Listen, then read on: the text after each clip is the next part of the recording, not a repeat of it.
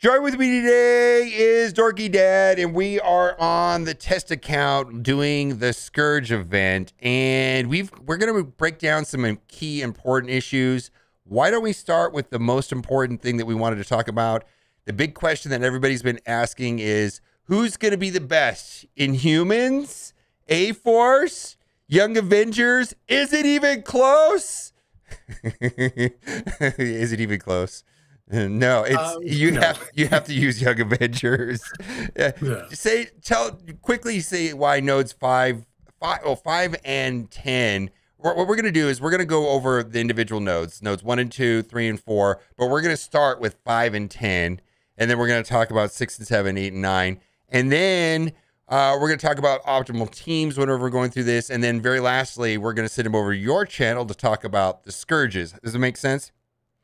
Sounds good. Okay, so let's just talk about why you have to use Inhumans, not Inhumans, Young Avengers on Node 5. You have to, right? I don't see how anything else is going to be useful. Tell me what you think. Yeah, you need to have that scroll girl who can bounce it back. You would think that A-Force is such a fast team, but with the Zemo on the node, clearing your defense up, Hela's Greg rewinding you backwards, your A-Force team would completely fall apart. Your Inhumans team, even with that health stat, is going to do nothing. It really comes down to scroll girl, bringing you back up, getting rid of all those debuffs. Jessica Jones is really slow, right? Outside of war. Right. So the Young Avengers team just has that huge utility in Squirrel Girl, plus buff clears and the random blinds. You're gonna see. Yeah, look at this. There's so much. Look at all this stuff. Like, I haven't taken a turn yet. Yeah. Do you understand? I have not taken a turn yet. This is my first turn right here, and of course, it's a Squirrel Girl cleanse. What else is gonna make it through this on those other two, the Inhumans and the A-Force, right? So it's Young Avengers, and the bad news is that Node 5 is probably the hardest node of the higher event. Would you agree? I think it's the only node that matters in the event to nail perfectly. Okay. Which we're going to make, or you're going to make, or a lot of people are going to make a bunch of videos about that. But we're not going to really talk about that today. We're going to talk about, yes, the team to build up. With 1,000%, the team to build up is Young Avengers. And then secondly, I just want to talk about, does the event overall seem easier or harder as far as getting milestones? Because, getting milestones is going to be super important. There's a breakpoint at 425,000 where then you get some of the shards, and then you'll get the last part of the shards, and then you'll get her unlocked by the end of the event. If you can get to 500,000, you can unlock her right away. Is it going to be easier or harder than the Morgan Le Fay event? It feels a lot easier. It feels like all the other nodes you can crawl your way through. Okay. It's just like in the Morgan event, this node 5 is pivotal, and then all the other nodes seem to be nerfed compared to the Morgan event, which is great. I think, like you said, milestones are going to be easier to obtain.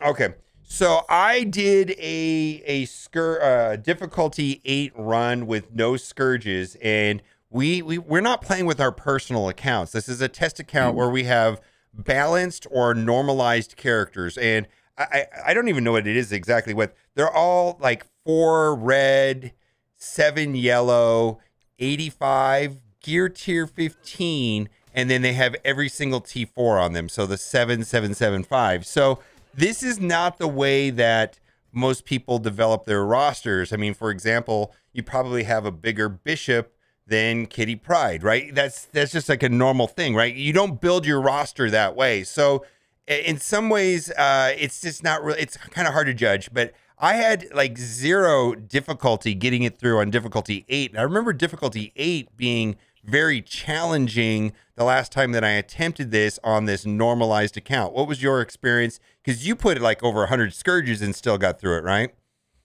Yeah, with the balanced account, I was still able to get what was I believe a 7-star unlock on the Morgan Le Fay. It was around 1.5 or 1.6 million.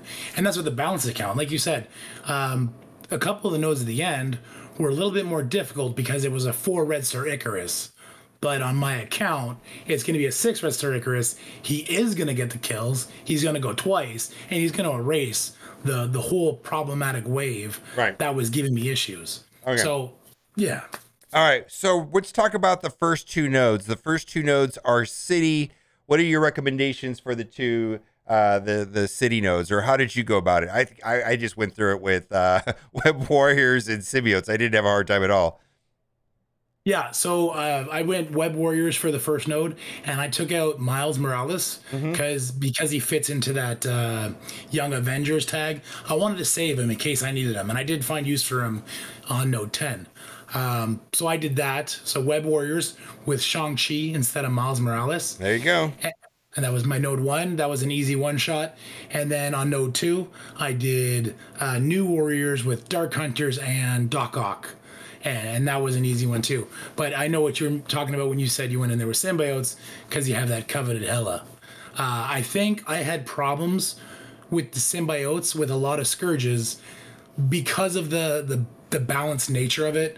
Like everyone has a 850k symbiotes from when we were using them pre-Web Warriors, right? Right. So I think symbiotes would be a very viable option Yes. on the live server. Okay, so like I said, I didn't, I felt like that Node 5 was so much harder than this that, basically whatever you set up your scourges for, it's probably not going to matter because Node 5 is where you're going to be like, yikes. All right, let's go to Node 3. Node 3 is mutants, and basically, I was able to run this on autoplay with Axeman, but you had a bunch of scourges on and that didn't work well for you. What are you recommending for nodes 3 and 4? Uncanny X-Men. Okay. You're going to be able to storm special off the bat with magic. You just have to keep resetting it till you get it on, I believe it was Dagger and Kate, the stun from Storm. And after that, you completely erase the first wave, and then you can crawl your way through the second wave, which ends the node, or you go in with a different cleanup team, which just makes the next node easier. Yep. And then the next node, like I said, I think I ran this on auto with Astonishing X-Men, but that does, when you start adding scourges, those teams don't work as well. What did you use on node 4? I used X Factor. I took out Multiple Man. I put in Emma, and I took out. No, I didn't take anyone else's 4-person team. So I took out Multiple Man and added Emma, and then I put in X23 as well for the ability block. And obviously, she does a lot of hits with critting and everything. And I was able to one-shot that node with a good 100 and some scourges on. Yeah. And then node 5 was going to be Young Avengers. And then this is kind of a good news, bad news situations. Going from node 6, 7, 8, and 9, Dormammu was incredibly useful. You can, especially if you can end the node with him on full health and then reuse him over and over again. But not everybody has Dormammu. So nodes 6 and 7 is villains. What did you run through there? I think I ran Dormammu, Doom. Morgan Le Fay was amazing, right? Morgan Le Fay was amazing. And then I think I ran Agatha, and it just was blasted through it. Yeah, so because I'm trying to make the videos, I took Dormammu out just to make sure I could use them. And even when I was doing multiple scourges and I kind of needed to lean on Dormammu, I still didn't use him on 6 and 7. I saved him for nodes 8 and 9 because that pool is a little bit smaller. For 6 and 7, I use Weapon X, I use Lady Deathstrike, Omega Red, I use Sabretooth for node 6. And with them, I put in Morgan Le Fay, because of course you're going to. And Omega Red is amazing in this. That I remember, I used Omega Red also. Omega Red is absolutely devastatingly good in this, without a doubt, right? Oh, yeah, the low cooldowns, the giant damage, he's insane. Even his basic attack is quite good. And then Doom was also very good, right? Yeah, he kind of completely negates node 7 when you have his ultimate ready to go. Yeah. And like I said, these nodes here seem so much more simple than node 5. Node 5 seemed like a hassle. Node 6, 7, pretty easy. Then we get to 8, 9, and then Eternals come into play. Because this is Cosmic Mystic, so this is a much different pool. I just remember using Eternals and Dormammu, and I can't remember after that. Probably Deathpool because she gets all pingy. Yes, it was eliminating people. Yeah, Deathpool was in there as well. Yeah. So what are you recommending for nodes 8 and 9? So if you have Dormammu, He's crazy good. Dormammu, Eternals. Then you have like Surfer, Deathpool, Loki. If you want your Cersei to go first instead of Icarus, stuff like that. And you are gonna lean on characters like Loki for Node 8 if you don't have Dormammu, and Doctor Strange Heartless for Node 9 because you get summons right off the bat on Node 9, and then he gets his passive, giving him speed up and offense up and all that kind of good stuff, and he pops off there. All right, fantastic. And then wrapping it up was Node 10. And Node 10, I remember being a lot longer. Like there was a lot of sustain, and it like you just had to kind of like whittle it down over time. Or it wasn't. It didn't remind me anything like Node 10 of the last event at all, as far as I'm concerned. Yeah, no, there's no like, I'm gonna win this on the first turn in Node 10. Because on last time with Morgan Le Fay, it was like, can I get everything flipped on Ebony Maw and kill him before he ults? That's not the kind of technique on Node 10, which you see right now. I found with my Young Avengers, I had to kill Icarus before he used his special. Because if he uses his special into deflex, your team just goes away. Now, this is on the balanced, but I think that's going to kind of carry through into the live because the Young Avengers are kind of squishy once they lose that defense up, and they have deflex increasing his damage. Yeah, and getting through Icarus was important, and then also just saving Squirrel Girl's special for the optimal time. Like right now, I would use it if I needed to, but there's times where you just don't need it, and so you don't want to waste it, if that makes sense, right? Yeah, absolutely. And this is actually where I used Miles instead of America Chavez. He puts the disrupt on Sif, so you don't get stuck behind that taunt.